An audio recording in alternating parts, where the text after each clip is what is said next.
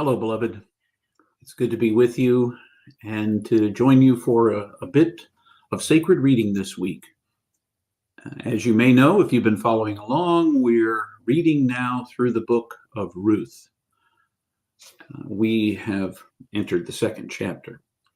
If you don't know what sacred reading is and you haven't been following along, let me say that for me recently, sacred reading has been a real lifeline. There have been moments when I haven't known what to pray, what to say, what to do in response to the things that I see happening in the world. And I look for encouragement, reassurance, a word of wisdom, perhaps a direction, perhaps a kick in the pants for me to engage in a different way. And sacred reading has really done that for me in my own personal life. If you don't know what sacred reading is, it is reading a text, generally a sacred text of some sort, with the anticipation that Spirit, in a subtle way or a not so subtle way, will speak into your life, my life, our lives, something we need to hear and need to know, need to be reminded of, need to be encouraged by. And so we read the text.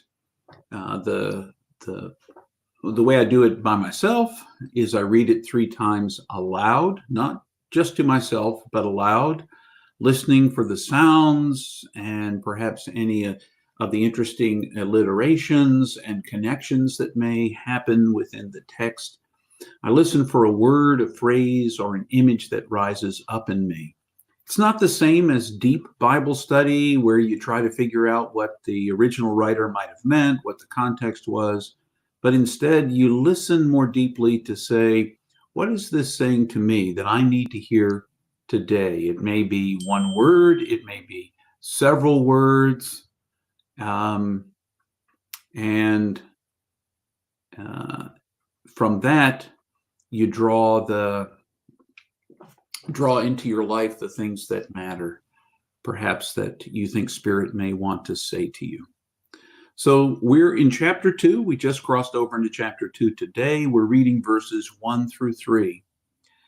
I will read it aloud to us only one time, just as a matter of time. I will pause for a moment, during which time you can reflect. You can stop the video. You can go off and read it by yourself, aloud to yourself in your own version if you choose to. Or you can wait, and after a moment's pause, I will speak what I heard, more as an example of what someone might hear in a text than to say this is the only thing that could be heard. Because as you know, if you've ever read sacred texts, you read them one day and something stands out to you. You might read them a week later, even an hour later, and something different stands out to you as you listen to it. So let's listen together to Ruth chapter 2, verses 1 through 3. Listen with me for a word from the Lord. Now Naomi had a relative on her husband's side from the clan of Elimelech. His name was Boaz, and he was well-to-do.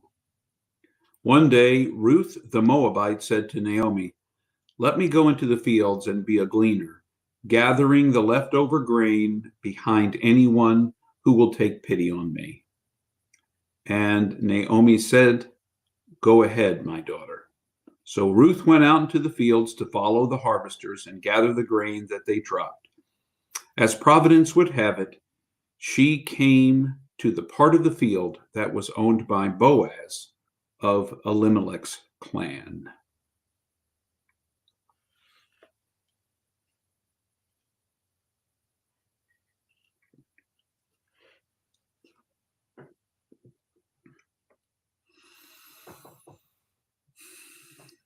So here's what I hear when I listen to this text. Now, admittedly, having studied this text before, I'm aware of the situation in the times that this may have been written. We've already alluded to in past weeks how women did not have access to the means of living. They could not work and often had to attach themselves to a male household in order to be cared for, to have food to eat and a place to stay.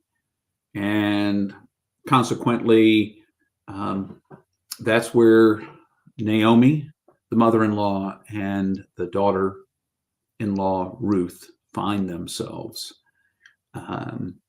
trying to make ends meet, trying to have enough to eat. And so when I listen to this text, I'm reminded, first of all, that there are lots of people in the world who live hand to mouth, who are struggling to make it in the world.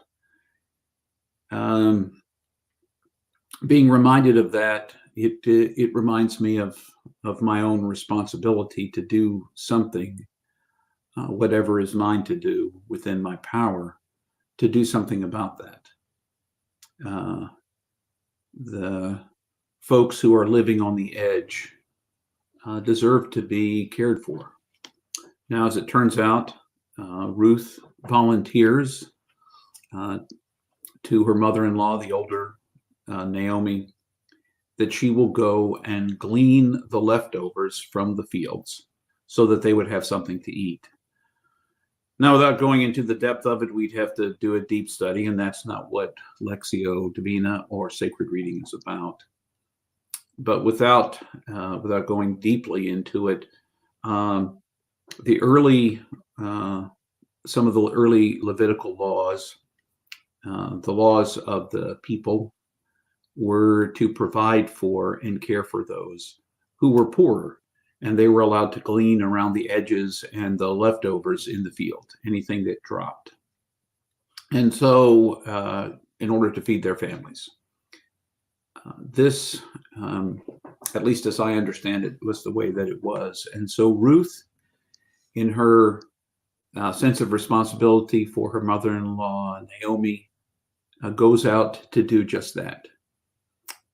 They are both hanging on the edge of life, as so many in our world are. And I'm reminded, at the very least, of those who hang on the very edge, who live hand to mouth, who wonder where their next meal will come from, let alone a place to live and safety of any kind. And I don't think it's a bad thing here at the beginning of the Lenten season, which is when we're reading this, the season of Lent being 40 days of self-examination and preparation, in some cases self-denial, as we move towards Easter. During this period of self-reflection, to be well aware of the world in which I live and the people who don't have access to all the things that I currently do.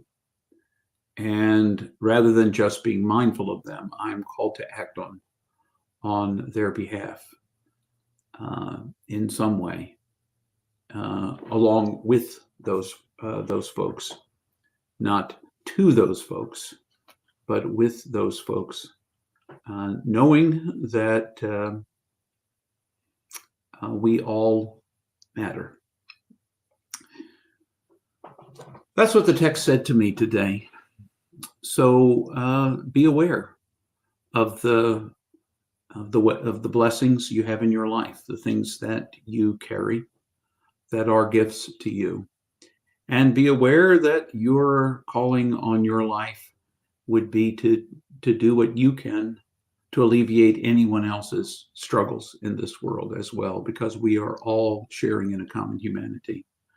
I don't think it was ever God's intent that some people should become rich on the backs of the very poor. But that's straight outside of what Ruth said to us today. So just remember, you're infinitely precious and unconditionally loved for the gift you already are. And I wish you all the very best until the next time.